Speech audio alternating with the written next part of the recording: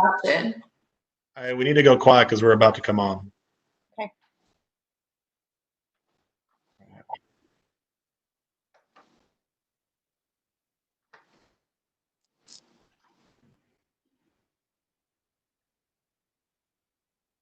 So much suspense. I'm just waiting for my clock to turn to 7. I know. Thank you. Well, good evening, everyone. I don't know if you caught that, but we had Mr. Ian Jackson smelling himself. Great timing. So appreciate you all being here. My name is Andrew Brown. I am a PE teacher at Stark Elementary. I also attend Deltona Alliance Church. And if you're watching this right now, that means that you are affiliated or have seen something with Deltona Alliance Church because we're broadcasting through their media sources right now. We're on YouTube and we're on Facebook and our church website. So we're glad you're here. A couple of weeks ago, we came up with the idea of how, in this time of social distancing and with everything that's going on, how can we offer a service to our community? And we've done different things. We have a food bank that happens. It's actually coming up in a week, next Monday. If you want some more information, you can go to bragonjesus.org for that. But we wanted to do something to our community and for our community using the skills that a lot of us have. And with that being said, our church, have some very talented people. And in that talent, we have some very good educators. Now, tonight, the whole goal of what we're doing tonight is to hopefully provide a resource for a lot of stressed out people. And with that being said, we've gathered some of our teachers to this little forum, and we really want it to be interactive. I've got some questions that I've made up. I've actually had them reach out to me and send me some questions that they've been seeing. But what we're looking forward to is hopefully you guys can reach out, send us some questions, be interactive, and we can hopefully give you some just guidance in this time of uncertainty as we are now all homeschoolers. If you have kids and you're getting stressed out and you're like, what are they learning? How am I supposed to do this? I know we're about a month into this and you probably have a little bit of a normal, but I'm sure you still have some questions. So with that being said, I just want to make sure real quick that everyone's on the same page. We're not speaking on behalf of Volusia County Schools. Volusia County is not behind this. We're just teachers, a part of the same church that are wanting to come together to hopefully, again, make your job and your time as a principal of your house a little bit easier. So I'm going to have each individual teacher introduce themselves. Now I've got 4 public school teachers, and I also have 2 homeschool teachers. Now I've got a high school teacher, I've got a middle school teacher, but we're still working on the tech side of things to try to get that fixed. I have 2 elementary teachers and 2 homeschool moms that are also going to introduce themselves. So we'll start. I will share his accolades. I'm not going to share his name. He was the teacher of the year last year for the entire county. Yeah, a little yay. And it was a close vote, I heard, though. I heard he won by a whisker. And once you see him, you'll understand. So I'll let him introduce himself and we'll go from there. Great. I'm Ian Jackson. I teach a program called Avid at Taylor Middle High School, which is a college prep program. Basically, I support my students across all core curriculums to help them get into college. And so I'm kind of familiar with what they're doing in a lot of their core classes. All right, sweet. So that's Ian. I was going to shoot to our middle school teacher next, but he's still working on getting that thing panned out. Next, though, I'm going to move to a 5th grade teacher. She's going to introduce herself. A dear friend of mine. She helps out with the youth group here, and I'll let her do her introduction. Hi, everybody. I'm Brooke Anderson. Like Andrew said, I teach 5th grade at Stark Elementary School. And yeah, that's me. Well, Brooke, that was riveting. Say like Ian, I don't have all these credentials and fun things to say. So I teach. She was our new teacher of the year. She shared that award with another teacher at our school. What was that 3 years ago? How long have you been there? Yeah, this next year will be my 4th year, I think. So this is my 3rd year teaching. They all run together. Brooke is phenomenal. She's an excellent teacher. She just actually was telling us about a lesson she did. She was teaching about bats, and she was in her closet doing some sort of video teaching. Because we're learning about anyway. cave creatures. So next we have Miss, I can't say her name, they're introducing themselves. First grade teacher, also from Stark Elementary, and I'll let her introduce herself. I'm Lainey King. I teach first grade at Stark Elementary, like Andrew said. This is my second year there. Last year I taught fifth grade, but now I'm with my primary babies that I love. Love them primaries. All right. Next we have a homeschool mom, and her last name, we have two homeschool moms, so I have to differentiate. She has the last name of Davis, so that'll make it a little bit easier to know which one to introduce themselves. So Christina, go ahead and introduce yourself. It's Christina Davis, and I am a homeschool mom. I've got 4 kids, and I've homeschooled them all. The oldest one has graduated with her bachelor's from Daytona State, and the second oldest is currently taking online courses through Liberty University, but the 2 younger ones, 10 and 12, are home, homeschooling, having fun. That's about it. All right, sweet.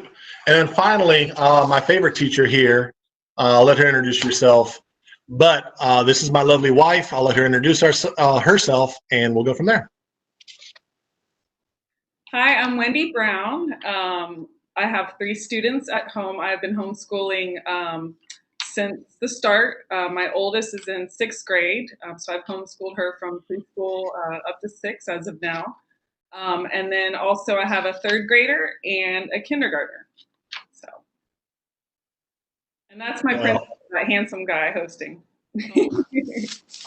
Well, I'm definitely glad you're here. So, well, let's get into tonight. Again, we are encouraging you, if you're on Facebook or if you're on YouTube, I have my handy dandy assistant, which is also known as Audrey, my daughter. She is keeping track of those 2 sites. If you have a question that pertains to something that you're going through, please reach out, post it on Facebook, post it on YouTube. There is a delay. So as I'm talking, there's about a minute and a half delay. So be patient. We'll try to get to your question, but maybe one of the questions that we have in store will be helpful. So the first thing I know that helps with teaching is this friend right here. Y'all know that coffee is, and don't act like teachers aren't immune to it either. We all have our coffee when we walk in. So if there's one thing that I would stress is caffeinate yourself. I'm kidding. I would. So coffee is good. So we're going to get into some questions. Again, these are submitted by, I've come up with some of these teachers that you've been introduced to has come up with some, and we'll do our best, and hopefully it'll be a blessing for everyone partaking. So first question is, and I'm going to start this off with Brooke, because I know she's excellent in getting kids working hard. But the first question says, I have no idea what my kid is learning. And I know we hear that a lot in 5th grade. Lainey, this might not be as much for you for 1st grade. How do I help them? Like, I don't know what they're learning. What can I do to help them right now? So at least for our school, and I know all of Volusia County, but definitely for elementary school, we have all of our resources on Canvas. So if you are interested in learning what your student is seeing, if you go on Canvas alongside them, usually the very first slide is not the right word, but the very first page on each day is going to tell you the standards that your students are covering. So that's going to tell you what are they doing. You have videos that are built into Canvas. So just that Canvas is going to be the best hub for kind of figuring out what your student is learning. Also, if you reach out to the teachers, I'm sure they'll kind of give you a synopsis of what we're going over to.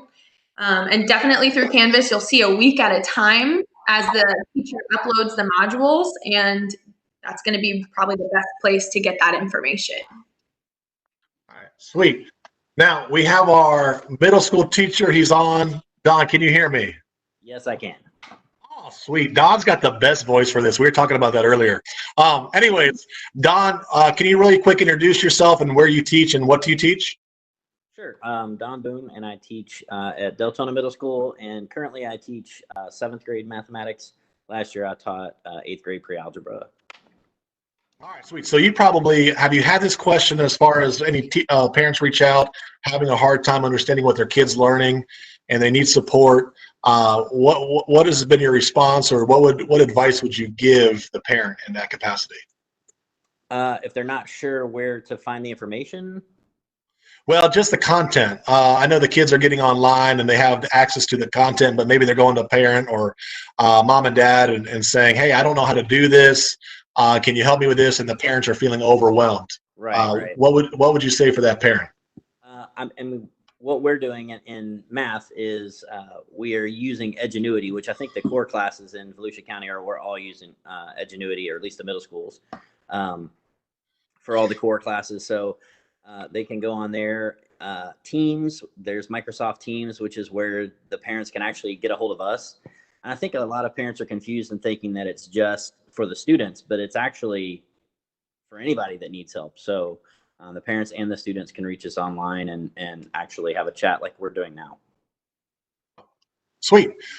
Next would be Ian. What are you seeing at the high school level as far as content, as far as parents being, or kids even saying, hey, I don't know how to do this, and they feel kind of helpless as far as how to get information? What can you give us? So at the high school level, it is a little bit difficult because all of this happened. We went spring break and didn't have the chance to tell students, go here, go here, go here. And in a lot of cases, they didn't know where to go, or they don't know where to go unless they check their email. So at the high school level, there's really 4 places that they need to go. They need to check their email. They need to check Canvas. They need to be in Teams, and they need to be going to Edgenuity. Now, Brooke mentioned, Canvas. How do you get there? All of this is in the Students V portal, and every student in Volusia County should have at some point gotten into their V portal and known how to do that. And so, at the high school level too, they need to be checking in with their homeroom teacher. We can talk about that later, but as far as the parent, helping their student with what they're learning, Edgenuity has been a little bit difficult for our upper level classes, Algebra 2, trigonometry, calculus. A good resource for that is honestly, there's a long list, but Khan Academy, if you just type in the topic that the student is working on, the videos are a little more extensive. Edgenuity tends to be real quick.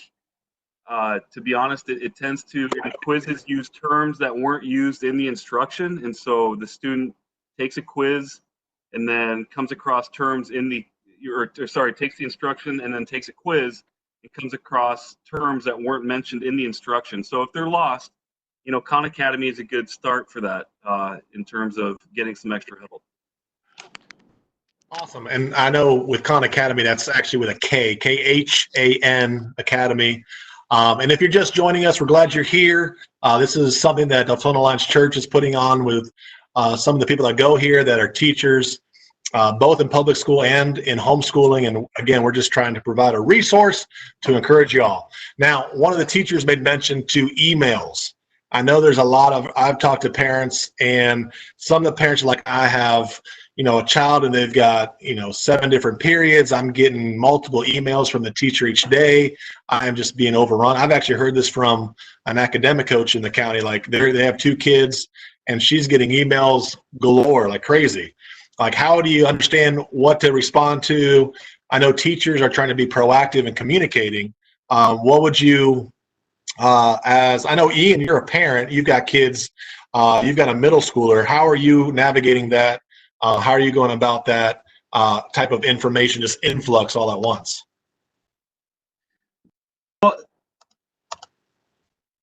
Sorry, I unmuted you, you unmuted you, we unmuted each other. We're good. Go ahead. To start with, the first answer is don't sweat it. The county understands that these are unprecedented times. And so, as far as navigating all the information that's coming in, the emails, manage what you can. And that's really the message from the county is do the best you can. Take care of your core classes. Your elective classes are in Canvas. take care of your core classes and Edgenuity. The student will not be penalized for things that they don't catch through that. So my best advice is, if you feel overwhelmed, the county understands that, and they know there's only so much you can do, especially if you're working, and your students doing their schoolwork at night. So manage what you can and don't sweat it. The county understands that it's very difficult to manage all that.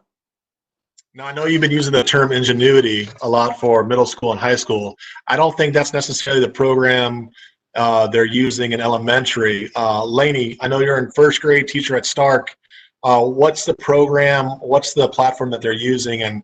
And as Ian said, kind of having an emphasis on your core subjects, your reading and your math.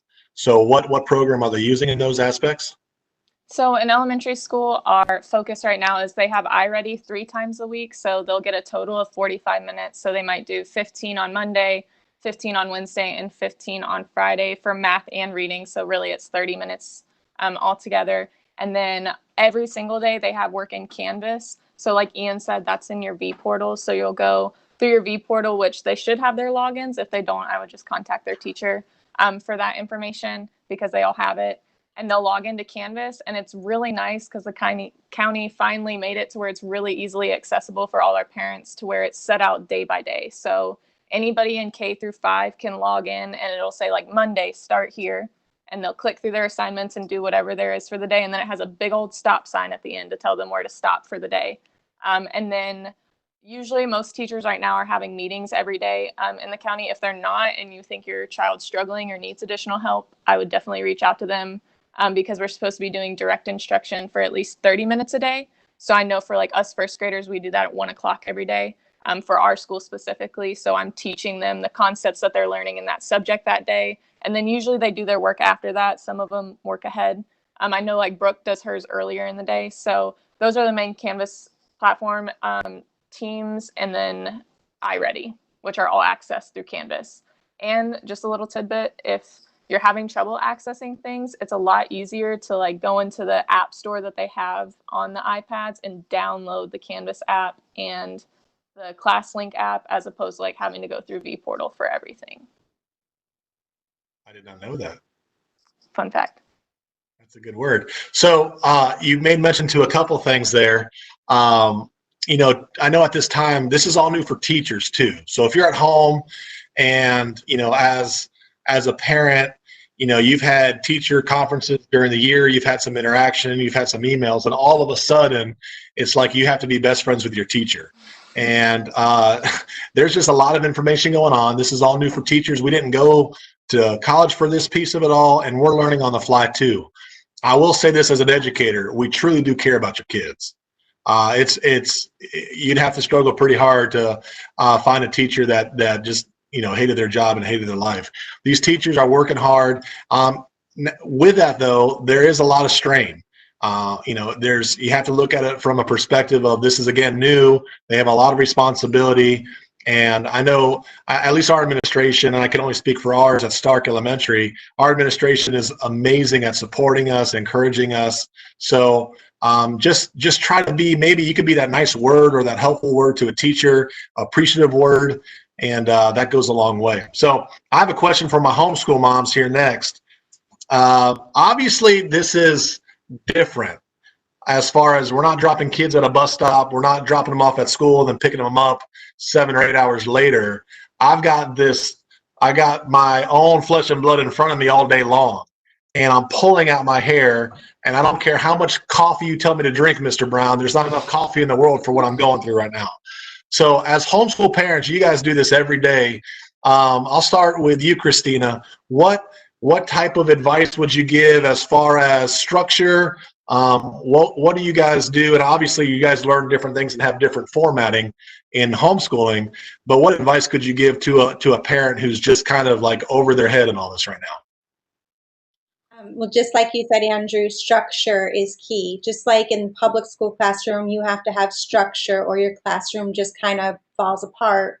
Same thing at home. We have our best homeschool days when we have structure. The kids have to know what to expect. They don't they don't really learn well or perform well when it's just chaos and they don't know what to expect from one day to the next. So you kind of have to find your rhythm, and the rhythm should include, they're not sitting down and intensely studying and then until they're all done and then let's have fun time.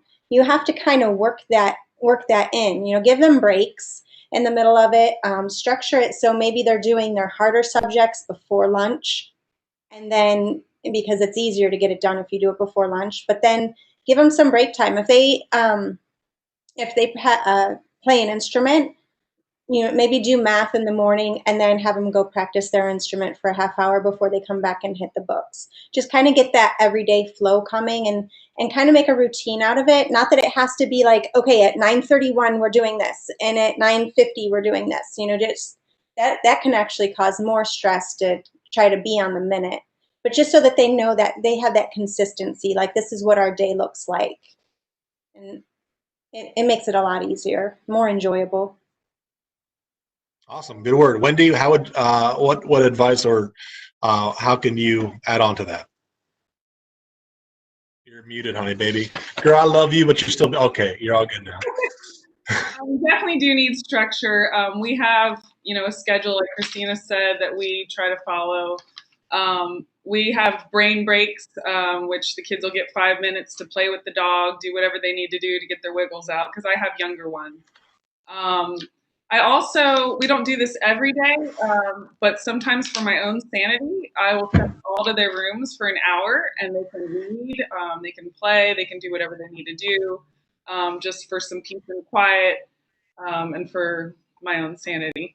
Also, I know a lot of public school teachers use Classdojo. It's an app that you can download. You can download it as a parent on your phone. And I use that in my classroom. So I'm sure probably most of you parents are familiar with that, at least if you have elementary aged kids. And so they will get positive points if they're doing what they're supposed to be doing on task, being kind to others, whatever that might be, or they will lose points if they're off task. If at the end of the day they are 0 or negative, they do not have any privileges. So, they've got all this free time. They might want to play with their friends, play video games, watch TV, whatever they want to do when they're done with school. If they're not abiding by the rules, they don't get those privileges. So that's another way you can kind of give them incentive to behave for you, because it's kind of a hard thing for the kids to separate the fact that you're their parent and also your teacher sometimes. So when you're in the classroom, and they know it's time to do school, and I am now your teacher. So, yeah. Couple things with that. I know Wendy has sent me to my room for her own sanity too, just so that she can calm down. I've normally been good. I've had a lot of Classdojo points. If you don't know, if you're just joining us, Wendy is my wife, so I can make that joke. Also, when she said we send our kids outside to play with their friends, it's at 6 feet. I promise they're 6 feet away. Like it's not close proximity. So we're following everything DeSantis has told us. So again, if you're just joining us, we're doing this little teacher webinar. This is not a Volusia County School, sponsored event. This is through our church at Deltona Alliance. It's with some teachers that we have that are very qualified, and we even have a bunch more that are qualified. These are just the ones that we're able to get together today, and we're just trying to put this together, hopefully, again, as a form of encouragement. As Wendy was talking about little brain breaks, I know they have some things, as Ian talked about, electives, special area. I know Christina talked about if they play an instrument. I know they have, I can speak on the special area PE side of things, that they're supposed to do 60 minutes a week of each different special area. And I know most of the time in elementary school, they'll have music, they'll have art, and they'll have PE. The reality is, if your child can go outside and get some exercise, play around, shoot hoops, we're not. I know we've uploaded different activities. I've got different lessons for them to do, but we want your kid to be healthy. We want your kid to be safe.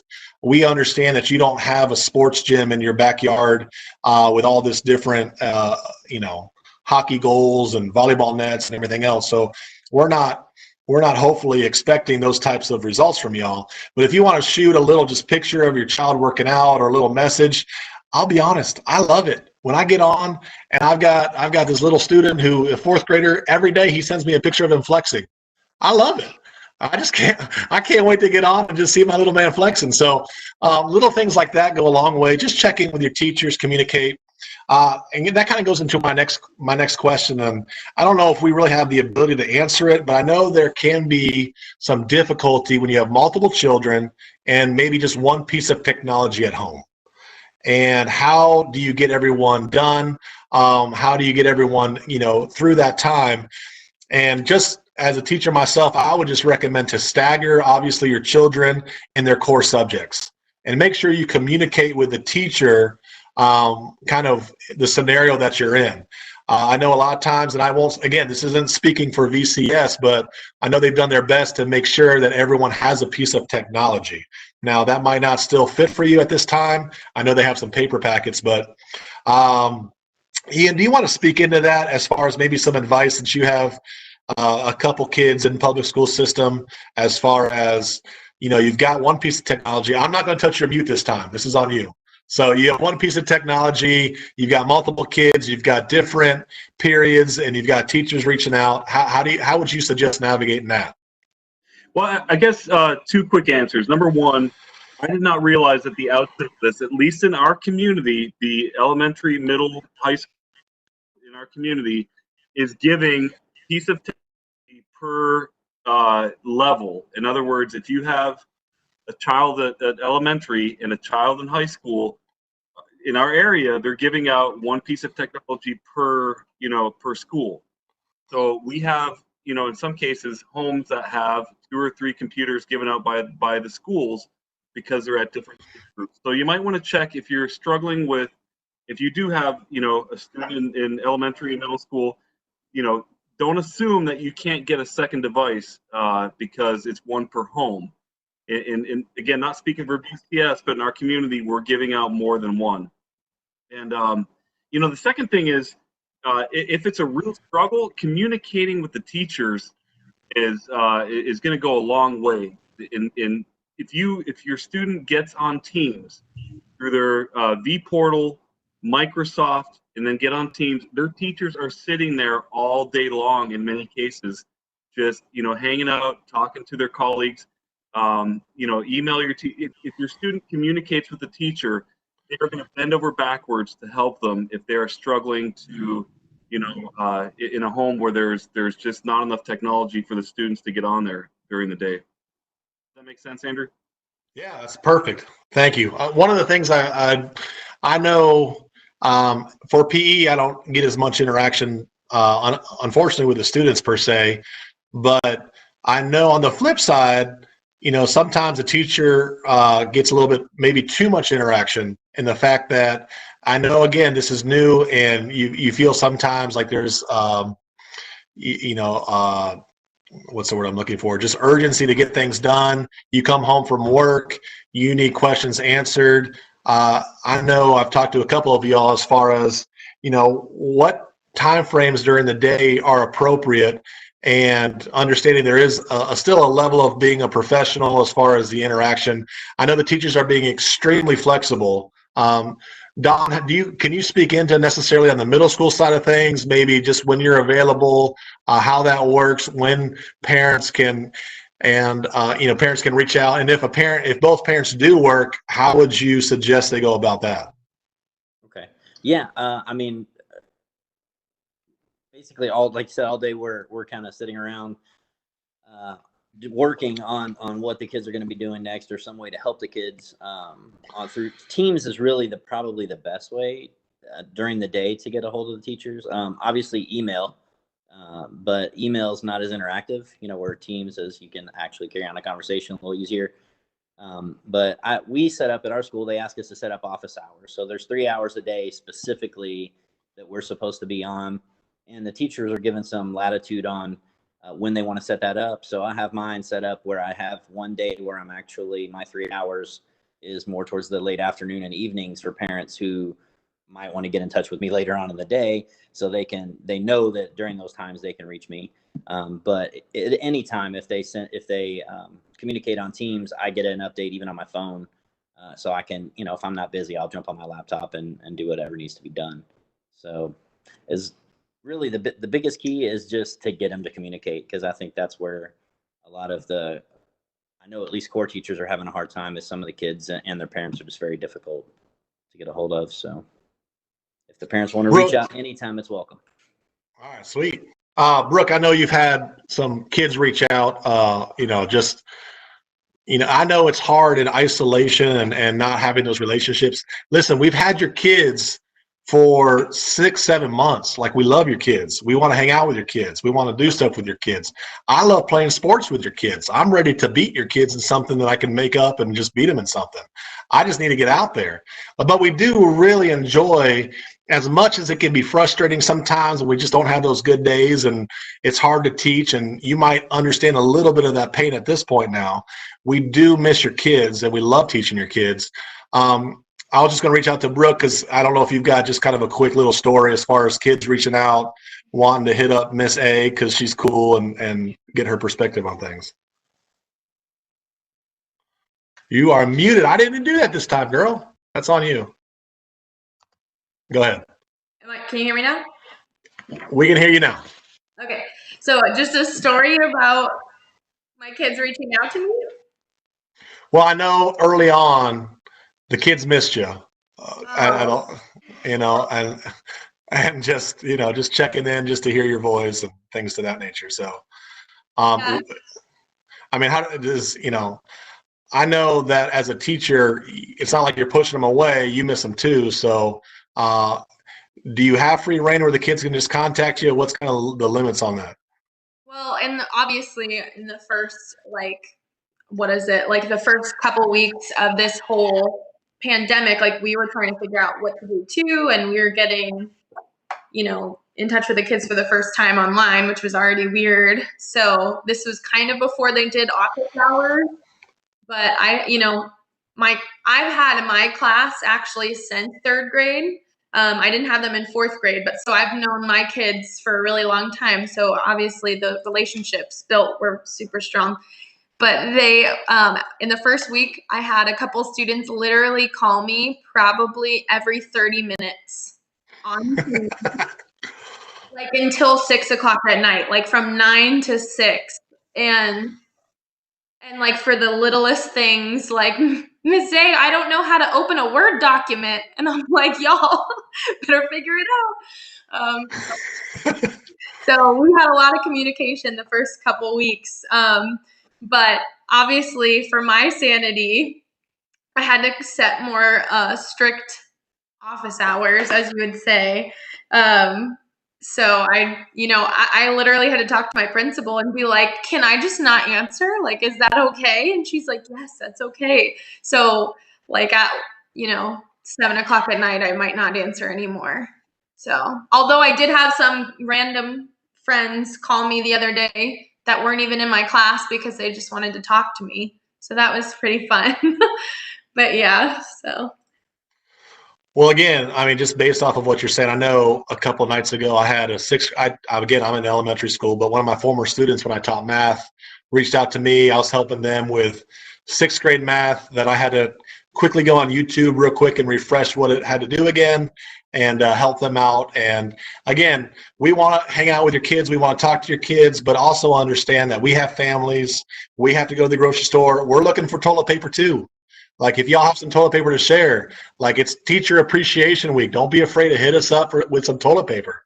Supplies are low for everybody. So we're doing our best too, but also be understanding, hopefully, of our schedules and what we're going through as well. So now the next question I'm going to get into, I'll speak a little bit in the beginning, but this is a big one. I actually have some relationship with a high school student, and both parents work. And the dad is begging his son to get up in the morning. Son goes to bed at 4 o'clock in the morning, gets up at noon, and half the day is already spent. He's not getting much work done.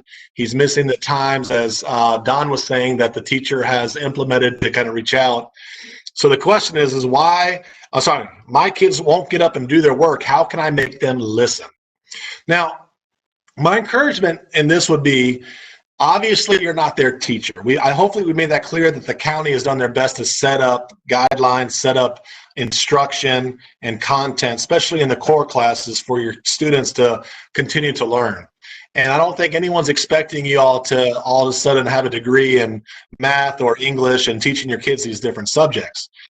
But you are their parent or you are their guardian. And I would assume from my side of things and perspective in this whole relationship right now is this is such a beautiful opportunity to teach your children just character qualities that you want them to exemplify. I would assume that you would want your child to be a hard worker. I would assume that you would want your child to be punctual, to have self-control, to treat people well. And they have the ability to exemplify those different characteristics in this time, because these are traits that, in 4th grade math, I taught prime and composite numbers. I always talked about how I don't remember any time in my life where I went to the store, I'm like, oh, I need to know my prime numbers right now or my composite numbers. We teach things that, hopefully your kids will use, but I'm not a dummy. They might not think about prime numbers for a long time. All that being said, they will have a job one day. They will maybe be a parent one day.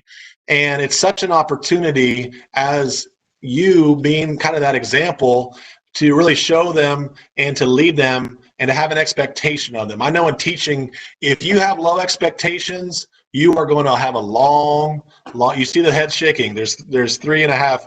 Ian's nodding his beard. You just can't see it. There it is. Thank you.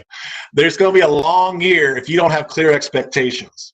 So as far as the getting up and working, I know if you have a PlayStation or an Xbox in that bedroom at this time, that might be a bad idea. If you have a TV in that bedroom at this time, it might be a bad idea. In your kid's mind, this is a weekend that's been going on for the last 8 weeks. They are not at school. They're not getting up. They're not getting ready. They're not putting on their, latest kicks to go to school. And they know the structure of school. They know how much they can push back on teachers. They've already kind of tested us for the whole year. They know what they're going to get when they walk into our classrooms. They're kind of doing that at home right now too. So I wanted to give a chance to our homeschool moms, like as far as making things fun. I don't want parents though to wake up and be like, oh my goodness, I'm going to kill little Timmy. Little Timmy's driving me nuts. And we don't encourage those types of actions either at home or at school. I just want to say that. But in that, homeschool moms, Wendy, how do you make things fun? It doesn't always have to be at the house. Like, how do you make things kind of a learning opportunity? What are some things that you can offer up as far as parents that are kind of at their wits' end to get their kids to work? How do you give them some, I know you talked about Classdojo and some incentives and parameters, maybe some different ideas as far as, that side of things. Are you wanting to know how I make it fun or more the structure side of things? Well, I live with you, so I know our kids get up and work. Like my kid's going to work. There's not going to be any clapback. Did I say clapback right? Did I use that right? I'm still working on Ian. Why are you covering your face? Clapback. But how do you make things fun? How do you not wake up dreading the fact that you're going to have your kids kind of give you, because your kids are going to push back. They push back at homeschool. It's not that they just get up and their little angels flying around saying, yes, mother, how can I learn today? How do you make it so that the kids want to learn? How do you incorporate things away from school? How do you utilize the things that are, just outside in parks? Give us some different examples of how you can make, this learning process exciting, not just something that you're trying to get through. I know a huge thing for math, at least, that we use as much manipulatives as possible. The kids love anything hands-on or a science experiment, some sort of, like the other day, we built a bunch of insects. We've been studying insects, so I bought those big foam balls, and they each got to build a different insect and then talk about the thorax and the abdomen and the head and the antennae and, whatever that might be. Something that you can do to really enrich what they're learning, I think is huge. I think that helps them more than just staring at either a screen or a book. When they have something tangible that they can do, I think it really helps them to learn. It helps to make it fun. Another thing we do when we go to the grocery store, I'll have the kids figure out what the better value is. So they'll have to take, say, a 16-ounce thing of rice versus an 8-ounce thing of rice, and figure out how much they're paying per ounce to figure out the better value, which is something they can use when they grow up. I mean, they're going to go grocery shopping when they get older, and they're going to need to find ways to save money. We do a lot of baking. If you're trying to teach them fractions, you can double the recipe and have them figure out what that would be if you double the recipe. I let them read. We do some assigned reading, but honestly, I just let them read for fun. I want them to love reading. So most of the time I let them pick what they want to read, and all three of them seem to really enjoy that. Trying to think of some other things.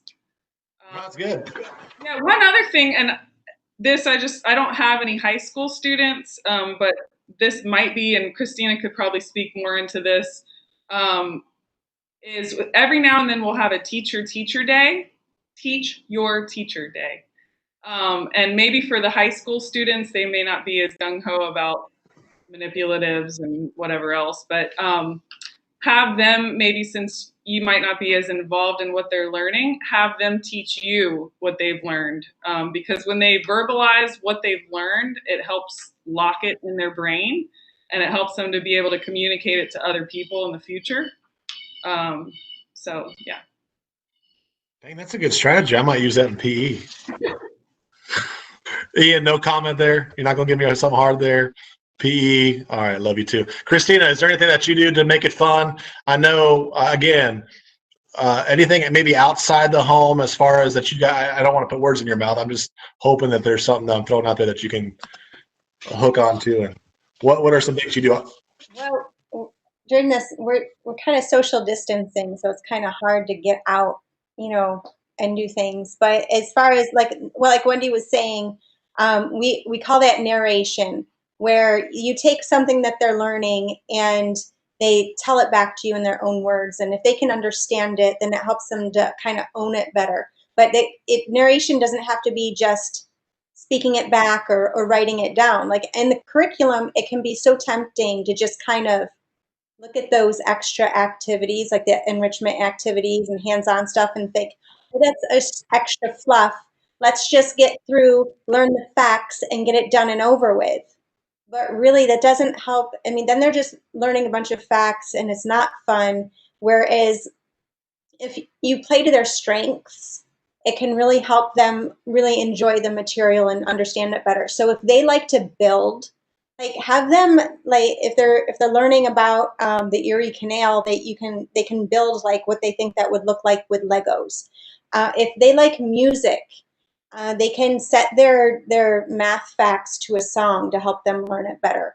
If they like acting, they can dramatize, something they're learning in science or something they're learning in history. They can do a little play. There's an awesome app that my kids have used before called Sock Puppets.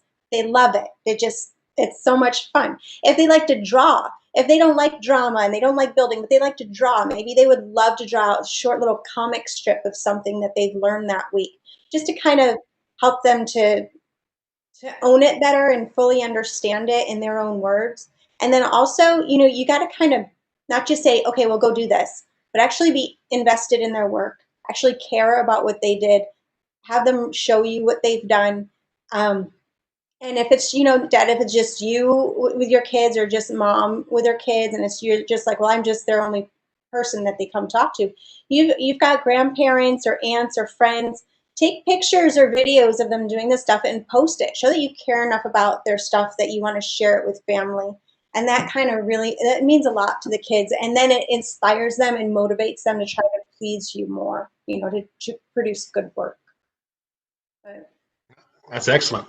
I know we got a message from someone watching. They were talking about how they were helping out a family member who worked full time, and there wasn't necessarily that adult at home.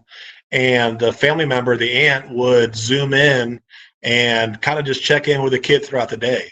And maybe that's kind of where you're at and you don't have anyone, you're working. Maybe there's a family member that can at least keep tabs on your child, outside of obviously the teacher doing their best to communicate. But again, when this comes down to as far as just the structure, when they walk into school, they know what the bell means. They know when they get up what they're doing first. They know how to transition. We've gone on over all of those procedures, and we're not asking you all, again, to understand maybe those concepts, but as much as we like structure in our day, when we go to work, we shower a certain time, we have our beloved coffee at a certain time, you know when time you're going to have your lunch break. Those types of things are very, very important for your child at this time.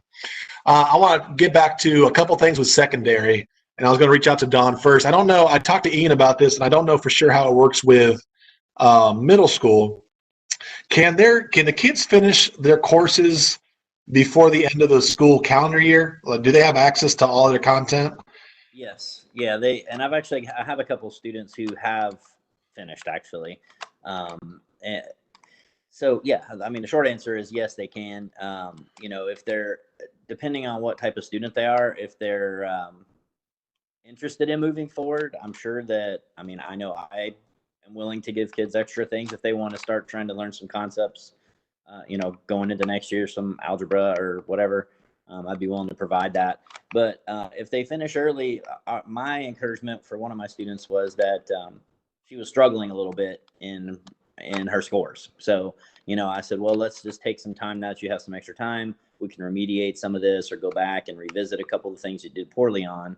And then we can, see if we can retake the test or like everybody was saying about verbalizing, they can even take a verbal test with you and just to show you that they understand it and bring their grades up. So, my suggestion would be if they finish early, either try to pick up some concepts for next year or, improve their grade.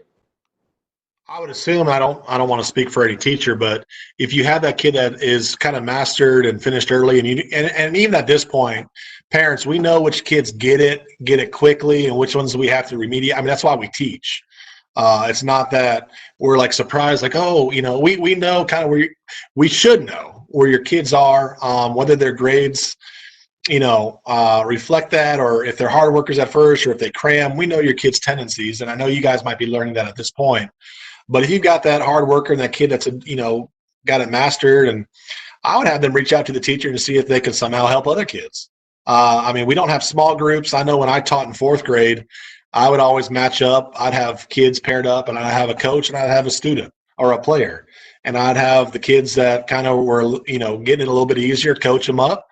And then I would make sure that the coaches were doing a good job. That kind of reinforced them being able to teach it back to someone else. And then it would just provide another set of eyes, another set of input for my kids that needed a little extra push, a little extra help. So, Ian, I know we talked about it as well. Again, I'm not going to touch your mute button. That's on you. But all right, sweet. But I know, what would you suggest for kids that are getting done with their coursework early? Okay, so there's kind of two parts to that. They can finish their coursework in Edgenuity, which is their core classes. Their elective classes are not like Edgenuity where they can work ahead. It's a week-by-week thing, sort of like the elementary classes. So the teachers are still going to be expecting to see them on a weekly basis. And the third part of that is that if your student does not make some kind of contact through Canvas, their elective class, by emailing their homeroom teacher, and they should know who that is, or reaching out to somebody, they will be counted absent for a whole week period. We're taking attendance a week at a time. And if someone has been in touch with your student, they see they've logged in, they've communicated with them, they are present. So if your student says, I'm done with all my classes because they finished all their core classes in Edgenuity and they never logged back in, they will be counted absent for the remainder of the school year if they don't reach out to their elective teachers through Canvas, or if they don't reach out to their homeroom teacher or somebody who can log that. Perfect. I know we had another, actually Don's wife, Erin, she kind of messaged in and was providing some insight on one of the feeds. Just, you have to, as a parent during this time, understand what the distractions are for your kids. And if they're showing that they cannot be responsible to do their work, then you have to be the parent at that point and be able to remove things. And again, this shouldn't be a stressful process, but the reality is that the kids are going to see what they can get, what they can and can't do at this time. So the kids want to perform. I just know through my relationship with the kids at school, like they want to do things. They miss their teachers. I hope they miss their teachers at least. I know the kids that we interact with are extremely outgoing, very friendly, and they want that interaction. And so give them that opportunity, but give it to them in a way that those distractions, that they're not just trying to fly through something so they can get back to, Fortnite or whatever else is going on these days. I'm not very hip. I'm still working on those things. So again, I appreciate you guys. I'm out of questions. I don't know if there's any sort of is there anything that you guys had off the top of your head that you think, Miss Brooke? Oh, we have 2 hands up. And you guys are following procedures. None of you guys did like the bathroom signs, like to do, we have all these signs in school so that we don't have to yes, Timmy, can I use the bathroom? No, we just say, hey, number 1, okay, go ahead, go to the bathroom. So I don't know why I told you all that, but I did. I went there. Yes, Miss Brooke, you are muted, so you have to unmute yourself. Your hand was up first.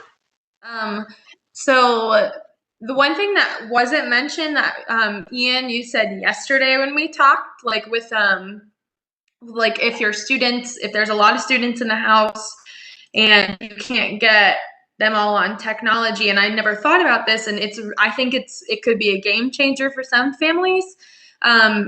Get the phase 2 packet.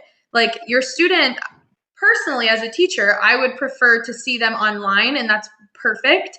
But if the content that's online is the exact same thing in the exact same order, as much as I know anyways, as the phase 2 packets. So if one of your students is online, but your other student needs to work, they can get most of that curriculum from the packet and do the other things. We have quizzes almost every single day. Those hard, that actual stuff that you could do in the computer, but I'm sure they have the quizzes in the packet. And if not, all of the curriculum that goes with the quiz is in the packet. So even if one student was online and the other student is using their packet to do the reading or do the lesson, and then they got back later when the other student was off to actually do the quiz so the teacher could grade it right then, or, get the grade in, I would suggest that. That's something I haven't thought of, but I think that's an awesome way to still get the content without having the computer in front of you the whole time anyways. Right. And to be clear, the packet and the online work is very different, because the home. At elementary, it was the same. Okay, yeah, you're right, because it was based on the textbook. In high school, the online content was Edgenuity, the paper packets were textbook, but they both count the same. But I'm just, for secondary, you can't use the packet, to do the work and then take a quiz online. You have to do one or the other. They both count. Gotcha. For elementary, though, I believe it's the same. So, if they have elementary students, that would work. Right, Brooke, because that's what my kids, it was textbook in the beginning. That's true. Sweet. Lenny, what'd you have? I know Christina and Wendy talked about it too, but kind of that anticipation of almost not looking forward to your kids. Even as teachers, sometimes we'll admit that we have that when we walk into school. We know that sometimes there's those kids that are a little bit more frustrating than others, and sometimes it's hard. But personally, I know for myself and even other teachers, and especially Andrew and Brooke, just getting into the Word of God and taking care of yourself in that aspect before your day gets started transforms everything.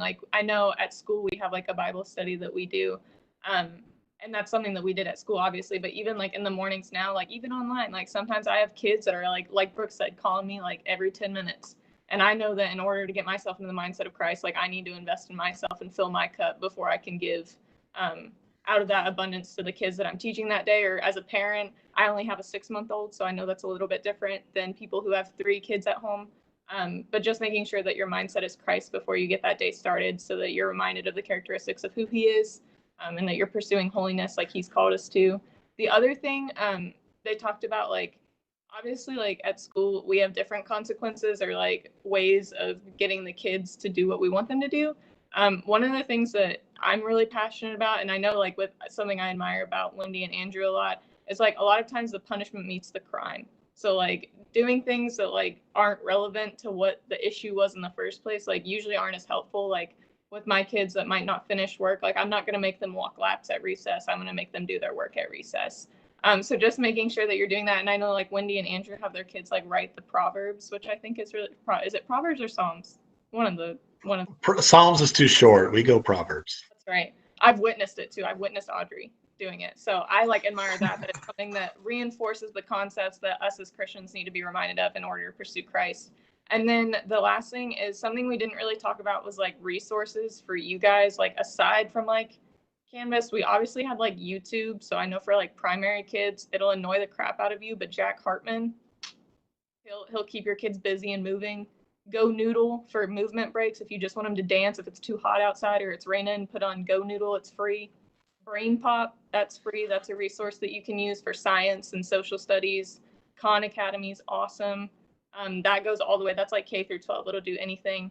And Scholastic, we use Scholastic a lot, just things like that. But that's all I had to say. Don, any resources that you can throw out there that you know of kind of off the top of your head? I mean, YouTube is excellent. Actually, you can find almost any lesson that you want on YouTube. And actually, one of the things that I've experienced is I have a couple of Chinese students, and at varying levels of ability to communicate. And on YouTube, you can actually turn on the closed captioning and change it to whatever language you want. So, it's a resource where they could get on there, and if they don't necessarily fully comprehend what's being said, at least they can read the closed captioning. But as far as math goes, Algebra Nation is another one that I used in the past, and it works really well because there's actually different teachers. I guess there's like 5 or 6 different people, and you can choose what level of instruction you receive. If you want super detailed instruction, you choose Carl. If you want just a little bit of information, you choose Susan, or whatever. And so it gives the student some control over what they learn also.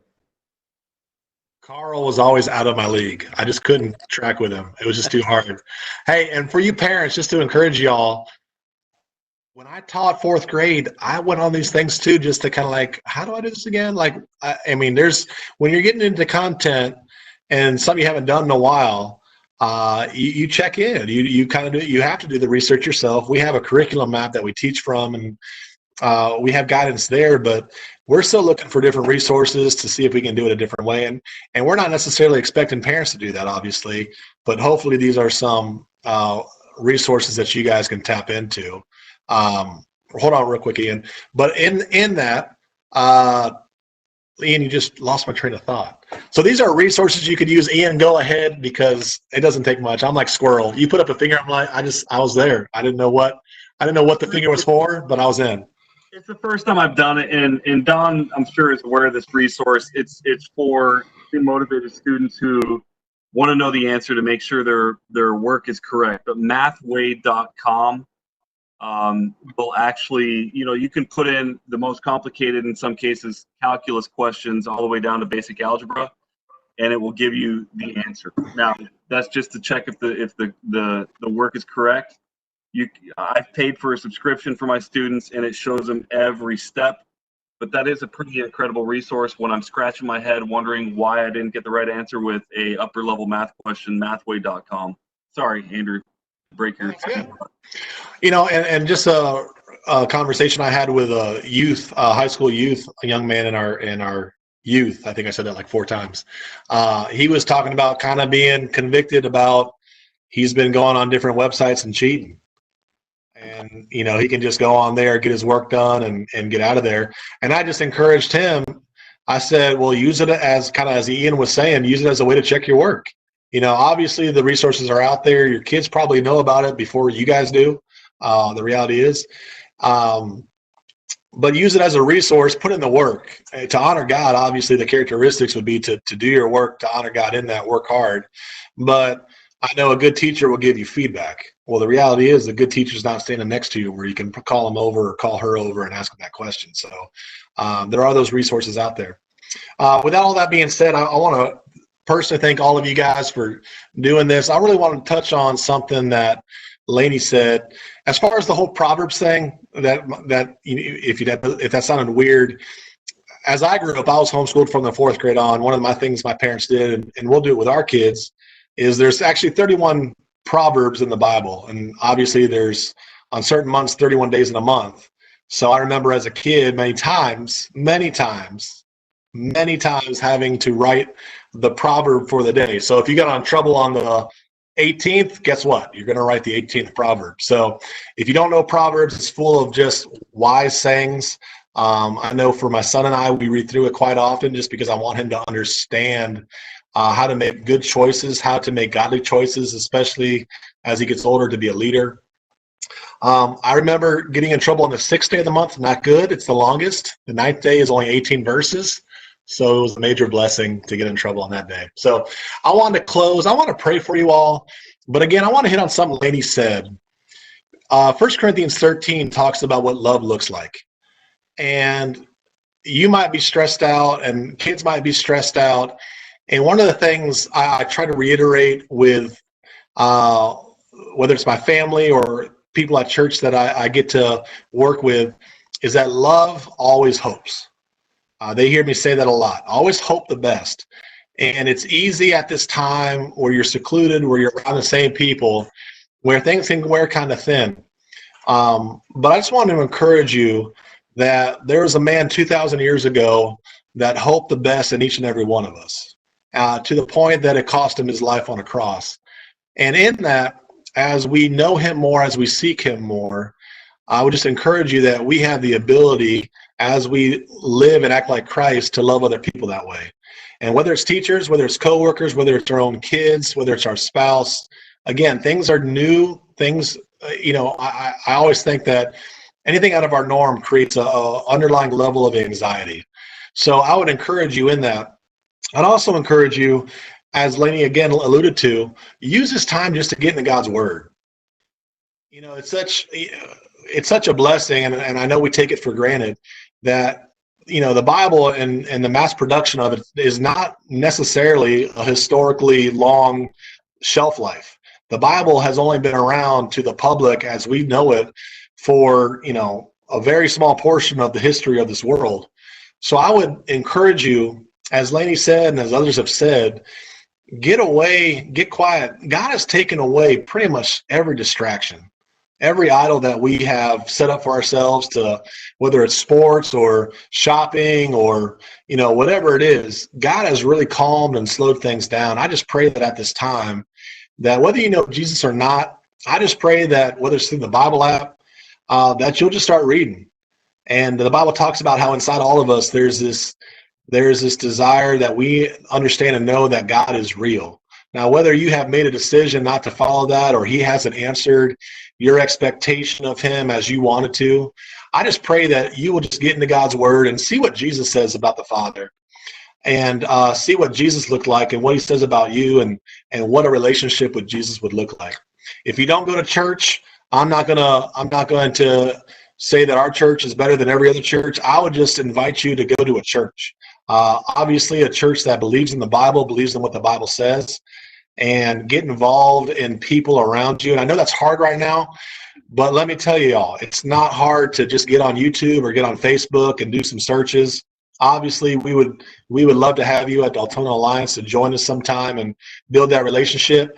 But I'll be honest, relationship is hard right now. I work with the youth and lead our youth group here. I miss the students, and much of my interaction is looking through a little tiny hole on my screen right now trying to talk to them. And that hurts my heart, because I wish I could see them, be with them, hear their hearts more. But this is where God has us. So I would just encourage you all, number one, get into God's word. God's word, it says, is enough for us to know the Father. It's enough for us to know what, Lainey, you okay? You just fell over. Yeah, my phone just fell. You're all good. The Bible is enough to know God's purpose for us. You have a Father that loves you dearly. Whether you had a father on earth that showed you that love and that care and affection, it might not be that way, but I promise you, God designed you intimately to know you, to love you. He has a purpose for you, and it's not for you just to slog through this life and just try to get through the next day. I would love to talk to you more about it. But again, you can email me. My email at church is andrew@bragonjesus.org. You can email me anytime. If you need to go back into this resource and rewatch it, it's going to be posted on YouTube. You can go to the church's YouTube site, which I think is Brag on Jesus, and it's on YouTube, and you can look this up again for some different things. But guys, I want to thank you again for being here. I know you're sacrificing time. You guys do this every day with little students looking at you, so I appreciate you doing this. I'm going to pray us out, and then we're going to go from there. So let's pray. Lord, thank you for this time. Lord, I just thank you for the teachers that are here. I thank you for the parents that are coming on. Lord, I know there's a lot of people that are without hope right now. Lord, I just thank you that Jesus conquered death, conquered sin. Lord, you know what's going on right now. You know all the uncertainty, but your word says that you have a plan and that you have a purpose. Lord, help us not to try to figure things out in ourselves. Lord, help us to rest in your promises. Lord, thank you that Jesus is the fulfillment of promises that we can just go to you and say thank you and we trust you. Lord, I just praise Jesus right now for his obedience. Lord, help us to obey. Help us to love as Jesus loved. Help us to be selfless. Lord, I just pray that this might just reach people, that they might have some insight, that they might be encouraged, that they can do this, that the students can be focused. Lord, I just pray for our students to work hard, to work on their academics, Lord. But more importantly, Lord, I just pray that they might know you and know how much you love them, Lord. And we just pray that they will follow you with all of their heart, soul, mind, and strength. Lord, we love you. We thank you for this ability, and it's in Christ's name that we pray. Amen. Again, if you have any questions, if you guys want to reach out, YouTube, Facebook, you can go on the church's website. Again, my email is andrew@bragonjesus.org. Hit me up. Let me know some questions, and I'll do my best to answer them as well as I can. Guys, thank you. Love y'all. Wendy, I love you more. That's my wife. If you just joined us, that's my wife. I can say that. All right, guys, we'll see y'all later. Peace.